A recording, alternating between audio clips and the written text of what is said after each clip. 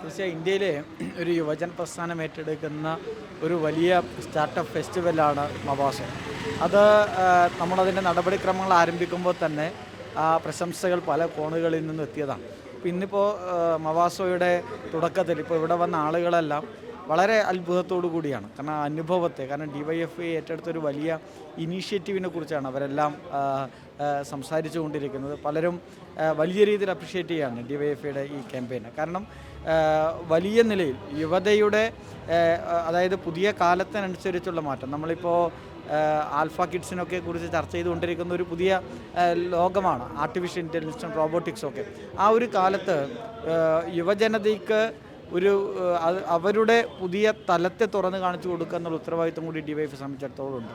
കാരണം തൊഴിലിന് വേണ്ടിയുള്ള പോരാട്ടമൊക്കെ ഏറ്റെടുക്കുന്ന യുവജന പ്രസ്ഥാനം തീർച്ചയായും സമരസംഘടനാ രംഗത്ത് മാത്രമല്ല, 80 മുതൽ DYFIയുടെ സമരസംഘടനാ രംഗത്തെ ഇടപെടലുകളെക്കുറിച്ച് അത് വലിയ നിലയിലുള്ള ചർച്ച ചെയ്യപ്പെടുന്നുണ്ട്. DYFI ഏറ്റെടുത്ത സമരങ്ങൾ, ഇപ്പോൾ അടുത്ത കാലത്ത് നമ്മൾ ഏറ്റെടുത്ത ഹൃദയപൂർവ്വം പദ്ധതി, ഇന്ന് ബഹുമാനപ്പെട്ട മുഖ്യമന്ത്രിയുടെ ഉദ്ഘാടന പ്രസംഗത്തിൽ അദ്ദേഹം പരാമർശിച്ചു. ഉച്ചഭക്ഷണം കൊടുക്കുന്നത്, കോവിഡ് കാലത്ത് നടത്തിയ ഇടപെടൽ, പ്രളയകാലത്ത് നടത്തിയ ഇടപെടൽ, ഏറ്റവും ഒടുവിൽ വയനാട് ദുരന്തത്തിൽ DYFI നടത്തിയ ഇടപെടലുകൾ, ഇതെല്ലാം വലിയ രീതിയിൽ ചർച്ച ചെയ്യപ്പെട്ടിട്ടുണ്ട്. അതോടൊപ്പം തന്നെ DYFIയുടെ യൂത്ത് ലിറ്ററേച്ചർ ഫെസ്റ്റിവൽ YLF അതും 2 സീസണുകളായിട്ട് നടത്തി. അതും വലിയ നിലയിലുള്ള ചർച്ച ചെയ്യപ്പെട്ടു. സാഹിത്യ മേഖലയുടെ DYFIയുടെ ഇത് അതിൽ നിന്ന് മാറി ഏറ്റവും സജീവമായി മവാസോയിലേക്ക് എത്തുമ്പോൾ വ്യാവസായിക രംഗത്ത്, കാരണം പ്രത്യേകിച്ച് കേരളം പിണറായി വിജയൻ ഗവൺമെൻറ്റിന് നേതൃത്വം നടത്തുന്ന ഒരു വലിയ മുന്നേറ്റമുണ്ട്. അതിനെ എത്ര വെച്ച് മറച്ച് വെക്കാൻ വലതുപക്ഷ മാധ്യമങ്ങൾ ശ്രമിച്ചാലും അതൊന്നും മറനീക്കി പുറത്തു വരുന്നതുപോലെ, അതാണ് ശശി തരൂരിനെ പോലുള്ള കോൺഗ്രസ് നേതൃത്വത്തിന് തന്നെ തുറന്ന് സമ്മതിക്കേണ്ടത്. അതൊരു യാഥാർത്ഥ്യമാണ്. ആ സത്യസന്ധമായ കാര്യത്തെ മറച്ചു വെച്ചുകൊണ്ട് പോകാൻ പറ്റില്ല എന്നുള്ള യാഥാർത്ഥ്യമാണ് അദ്ദേഹത്തിലൂടെ നാം കണ്ടത്. അത് ഇനിയും വരും.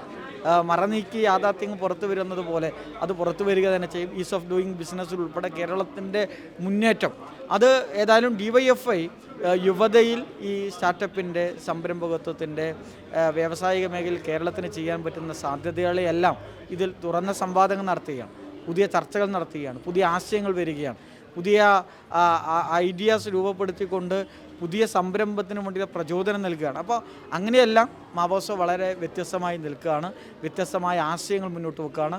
അത് ഏറ്റെടുക്കുന്ന ഇന്ത്യയിലെ ആദ്യ യുവജന പ്രസ്ഥാനമായിട്ട് DYFI മാറുന്നു എന്നത് തീർച്ചയായും അഭിമാനകരമാണ്. DYFIയുടെ ചരിത്രത്തിൽ തന്നെ ഒരു വലിയ ഇനീഷ്യേറ്റീവാണ്, അടയാളപ്പെടുത്തുന്ന ഒരു പരിപാടിയായിട്ട് മവാസോ 2025 മാറുകയാണ്.